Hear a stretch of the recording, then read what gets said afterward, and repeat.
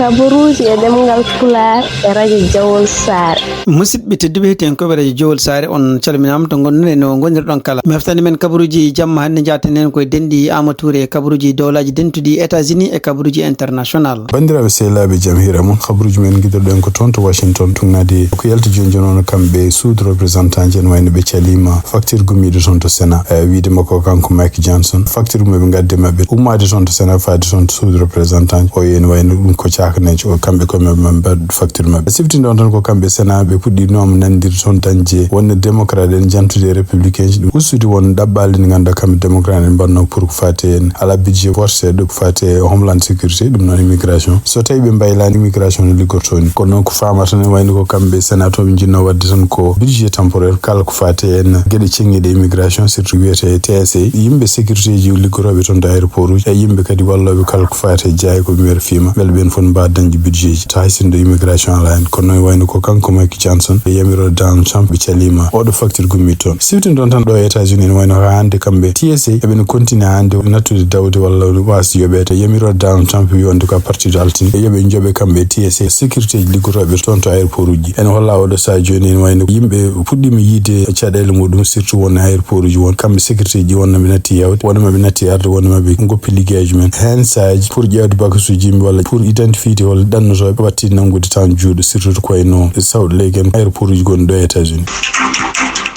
to Washington e tugnade kadi joguiɗo konngol makko kanko Kash Patel gardiɗo FBI ɓe mbi wonde ko yimɓe haralleɓe ko fati internet jeeyaɓe toon de Iran naatino e systéme aji Amérique mbawi nadde kanko systéme makko surtout email aji makko kanko Kash Patel ɓe kala noon bonandeji no wayi ɗum ɗo kadi ko hunde hesere sibabu nde ɗo haare wonande hakkude kamɓe États-Unis Israël e Iran. Florida tugnade kadi habaruji gomiri to Sheriff gonɗo toon Florida wono kanko biyeteɗo Tiger Woods oɗo sadio o nanggama mon e kaso ɗum noon nangga ko caggal nde waɗi accident oto mo kondiranno Land Rover ene wayno felɓodiri oto goɗɗo caggal nde o felɓodiri oto goɗɗo ene wayno oto makko o wahilti yaari banggue caggal nde police ari kamɓe sheriff en ɓe gari ɓe tawi wonde ko kanko Tiger Woods ko mamnoɗo lekki kaɗaki ɗum noon kadi o fotani ɗugnude tankine en jogue makko e fe ko wawi wonde fof oɗo sadio joni tugnade hande gardiɗo sheriff to Florida ɓe mbi wonde caggal nde ɓe mbaɗi enquête aji o holli wonde ko drogue donc ɗum woni oɗo sadio noon wona kaso hande habaruji men États-Unis tugnade kadi ko winda toon CNN en woni seppoji mawɗi ma mbadda samedi janggo tuggitana Alabama ha yettan étaji kewɗi tugnade hande ko yalte ɗiɗo habaruji ɗiɗo seppoji ko hollude mettere américain jo oɗo sadio joni jogui habre jogui wonande laamu makko kanko Donald Trump seppoji ɗi ne wayno ɓe jogui ko nate e jogui kadi gueɗe bindade wiidi wonde ɗo États-Unis hay goto wawa wonde roi hay goto kadi wawa wonde laamu no Donald Trump laamuri hay goto fotan laaburani noon ɗiɗo seppoji noon e wayno tugnade hande kamɓe Maison Blanche koɓe kaali ko démocrate no ɗum kono noon konngol gumigol waɗɓe organisé ɗiɗo seppoji ene wayno ko pelle ɗe ganduɗa ene jeeyaka e partiji ni démocrate ni républicain ji kañumen mbaɗi ɗiɗo seppoji pour hollude wonde ko oɗo sa joni démocratie ɗo e États-Unis e wayno koko ɗeɗɗa ko wawi wonde fof seppoji ɗi henno ma dendine kene wona leyɗele jeeɗiɗi au moins taw kañumen fof mbaddata seppoji en même temps. habaruji men États-Unis cekkitorɗen to Washington tugnade kadi ko winda journal biyeten NPR hono kanko Peter Hegseth gardiɗo défense leydi ndi en wiyama wonde kanko hoore makko o rokki miijo makko wiide wonde won officier ji walla militaire uji taw ko baleɓe ne jeeya hen ɓe rewɓe ne jeeya hen fota hokkede grade uji towɗi ɗum noon e wayno ko kanko Peter Hegseth e tugnade ko NPR haali e mbi wonde yimɓe nayyi au moins hen ɗiɗo taw ko baleɓe hen ɗiɗo kadi taw ko rewɓe kañumen ponno hebde promotion pour wontude général uji taw ko hoodere wotere kono e wayno kanko Peter Hegseth ɗo sali ɗum ko jiida e ɗum kadi ne wayno colonel goto kadi taw ko ɓalleji mbi wonde kanko Peter Hegseth en wayno ka oɗo sa joni woni koye feccude arme ɓe wiide wonde ko ɓeeɗo ko yimɓe welduɓe Donald Trump walla ko yimɓe yaaduɓe politique muɗum pour wonde militaire foti jabade tan ko ordre uji kanko Donald Trump waɗi rek ɗum waɗi donc oɗo sa joni kala yimɓe ɓe jaada kanko Peter Hegseth mono waɗa feere ko yettude men arme donc jiida e ɗum noon kadi ne wayno colonel goɗɗo kadi ɓalejo e debbo colonel ko en wayno o yetti ɗumen liste pour yimɓe fotɓe ɓeydinede grade uji.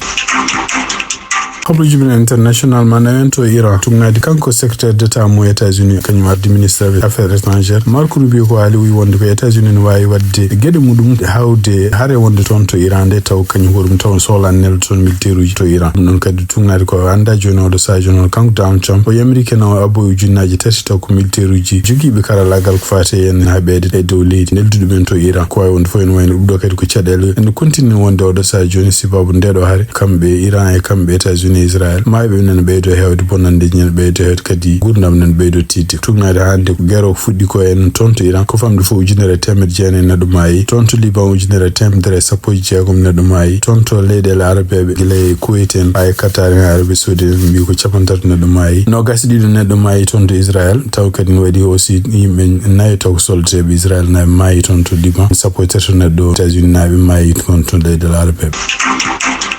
naare ndenen continue do sa joni tugnade kadi ko Donald Trump haali hanki walla heccen o wi wonde ko ene wayno rokkino ultimatum ken wona 48 heures pour wonde ko Iran yoɓe guddita dunde Hormuz kono ene wayno do sa joni o rokkiɓe ñande jeegom lewru avril o wi ha nden so tawi wonde kamɓe Iran ɓe jaɓani kanko ware makko ma continue bombardement mo kala ko fati kuɓamto woni toon tugnade hande kamɓe Israel koɓe kaali Israel kañum hoore mum wi wonde oɗo sa joni toɓi nokkuji nucléaire konni toon to Israel ko wawi wonde fof ene wayno ko haare jiɗen continue oɗo sa joni kamɓe Iran ɓe puɗɗima werlade misilaji goɗɗi ɗi ganduɗa ene taw kañɓe États-Unis walla kamɓe Israel ɓe cikano ɗiɗon misilaji gooti ɗum noon waɗi bonandeji toon to Israel kamɓe Iran kadi ene wayno bonandeji nen ɓeydo heew toon to Téhéran e guure takkiɗo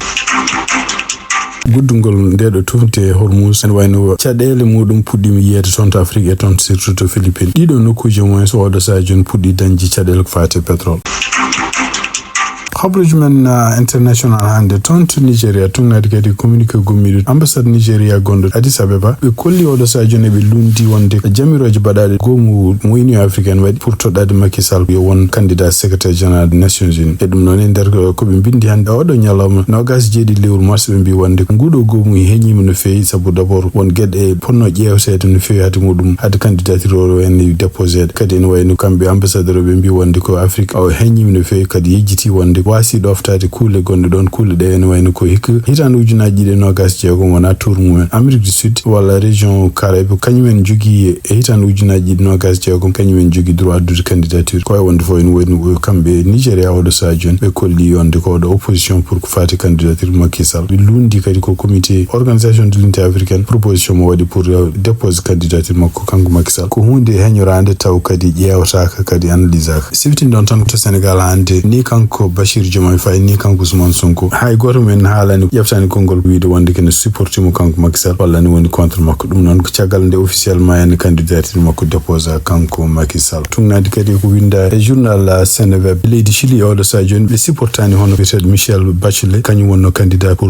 Chili ko gouvernement Moldavie wi wonde kañum hoore mum retiri candidature muɗum Argentine Virginia Gamba ko wawi wonde so tawi ɓe ɗiɗo candidat retirama walla support mumen ittama firti wonde ko kanko Macky Sall hay sinno ko Sénégal jaɓani hay sinno ko Nigéria yanti en jaɓani hande mo jogui chance wonde candidat walla ko suɓede pour ardade Nations Unies. Seydi Touré golle ma jooɗi peeɓi musidɓe tedduɓe tenkoɓe radio Sar ko ɗo tonggui meftande men e jamma hande o en ñaguima joom jaam mo jaam woni jungo mum nde waɗante en jaam